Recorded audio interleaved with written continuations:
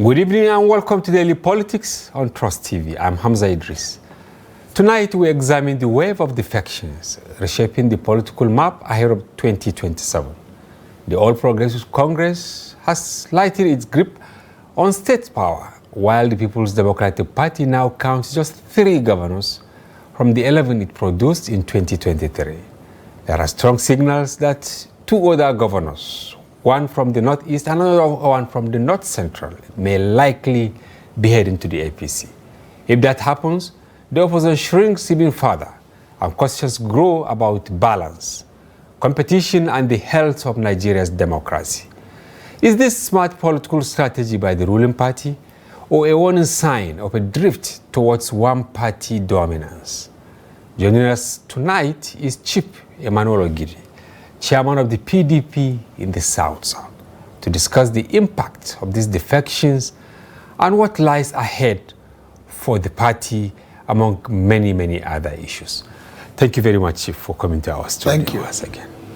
And but thank first, you for the opportunity. All right, yes. But first, highlights of major developments in the polity.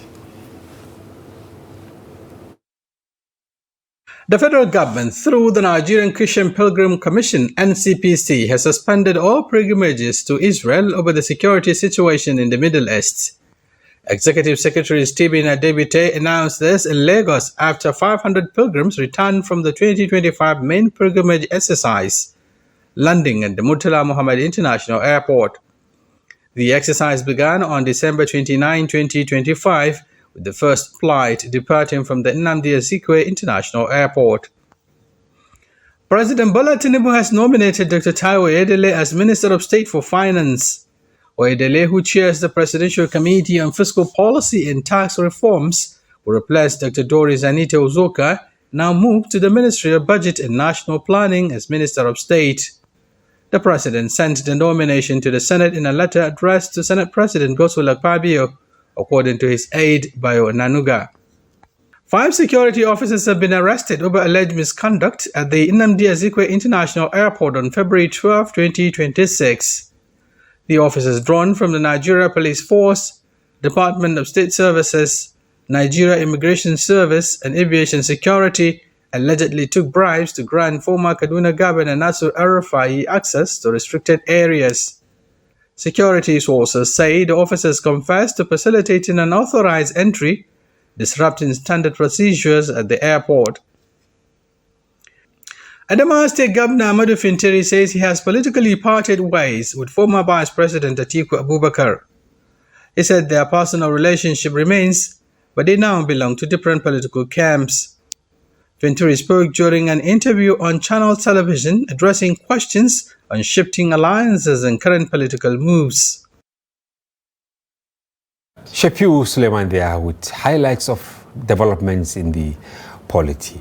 In the studio, Chief Emmanuel Ogidi, chairman of the PDP South. Once again, thank you for coming to our studio. Thank you. I don't know why you keep calling me Chief. You are Chief, even your cap says that. No.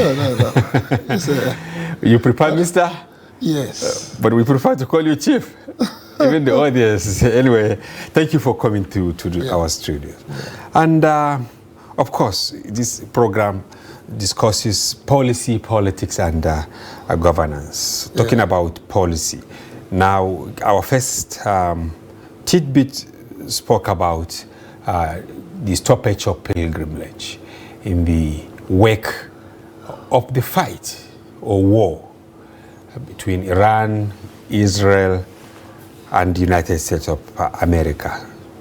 What is your take on this decision taken by the government? Let's domesticate the conversation. You see, when the war starts, you don't know how it will end. And imagine if you are cut off. How would you get back? And I'm happy for them that they came back on time.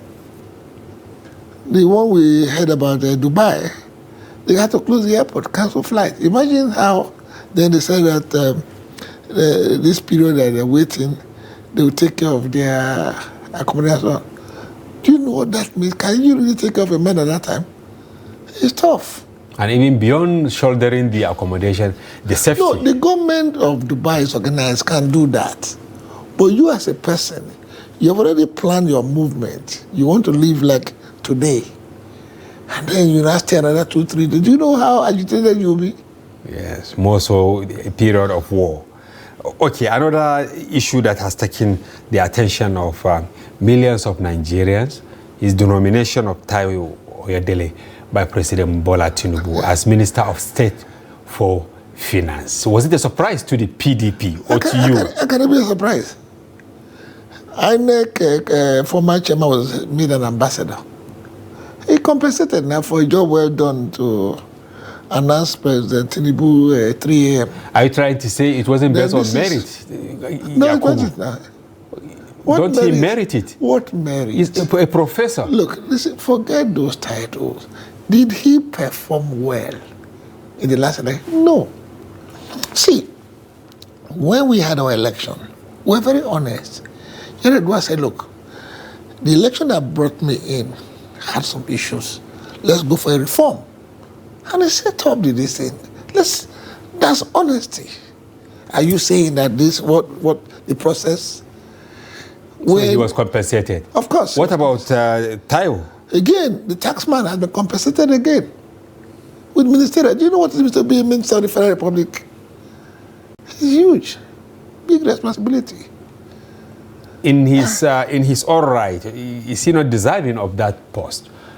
My worry is that immediately he finished the job, they gave him this. What makes you think that this was not a discussion before he came up with that kind of tax reform? They had the discussion. It may not be. But what makes you think? See, perception in life is very serious. It's perception. I'm entitled to it. That is why now I begin to remember what late Chief Okilo told us in 1979 when he started renaming the streets in Port Harcourt. He said, look, let us rename the streets with towns and villages because those ones will not offend. Let us remove some of these names, especially those who are alive. Because when you check their record, you remember when Babangida was in power, he named the Fort IBB. Obasanjo came, he removed it. Look at Murtala Mohammed Airport. If not that he had died, one other person would have said, let's remove that name. That's what I'm trying to say.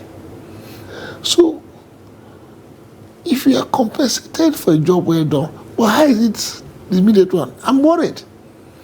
That Tinubu is doing this. Now, even the crisis around the tax. The tax. I don't think you know what happened with the tax. You know what happened with the tax. Before you know it, it has been signed. Meanwhile, the National Assembly says, this is not what we did. What is going on? Even in this electoral reform, the same thing happened.